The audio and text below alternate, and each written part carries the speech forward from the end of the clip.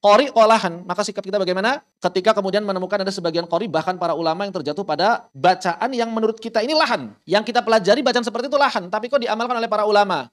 Maka penting bagi kita untuk memahami banyak faktor yang dapat menjadi sebab akan terjatuhnya seorang qori, para imam, para ulama kepada lahan. Di antaranya apa? Yang paling sering adalah lupa. Makanya kita wajib husnudzon. Kalau ada imam, para qori yang lahan, bisa jadi lupa, udah selesai. Husnudzon, wajib husnudzon. Begitu. Kedua adalah fokus yang terbagi, terutama ketika rekamannya di dalam sholat. Orang yang lagi sholat, itu fokus tajwidnya pasti berkurang. Pasti, udah otomatis. Langka ada orang yang lagi sholat fokusnya di tajwid, langka. Kenapa? Karena lagi sholat itu mikirin apa?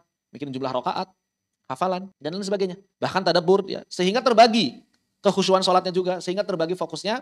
Wajar apabila kaidah-kaidah tajwidnya berkurang sebagian. Sehingga kadang-kadang terjatuh pada perkara yang menurut kita bisa jadi secara teori itu adalah lahan. Sedangkan rekaman-rekaman yang sekarang banyak tersebar daripada qori itu rekaman ketika sholat, ya kan? Maka oleh karena itu, apabila kita telah mempelajari dan memahami kaidah tajwid, mendengar atau menyaksikan seorang qori terjatuh pada lahan, maka ya, bahkan kalaupun lahannya merusak makna, maka wajib bagi kita yang pertama untuk husnudzon, tidak boleh suudzon. Husnudzon. Ini wajib nih. Jangan sampai hati kita kotor, keruh, ada lahan sedikit langsung dijadikan sasaran untuk dibombardir, dicaci maki. Wajib husnudzon. Yang kedua, tapi beriringan dengan husnudzon bukan berarti menganggap bacaannya benar. Ini penting. Husnudzon itu kita anggap kekeliruannya tidak sengaja. Bukan menganggap bacaannya benar kalau jelas-jelas lahan. Tapi jelas-jelas lahan, iya nggak apa-apa jelas-jelas lahan kita tetap husnudzon. Tapi bersama dengan itu, kalau memang bacaannya benar-benar lahan, ya kita hilang itu lahan. Cuma tetap husnudzon. Jangan kira itu sengaja, jangan kira ini berarti nggak mungkin, bukan. Jadi di satu sisi kita husnudzon, di sisi lain kita tetap berkeyakinan yang lahan tetaplah lahan, jangan diikuti, jangan diamalkan, tapi juga jangan dicaci maki, begitu maksudnya. Ketiga, kalau memang orangnya kita kenal, apalagi seumuran apalagi di bawah kita, silahkan beri nasihat yang baik apabila mampu.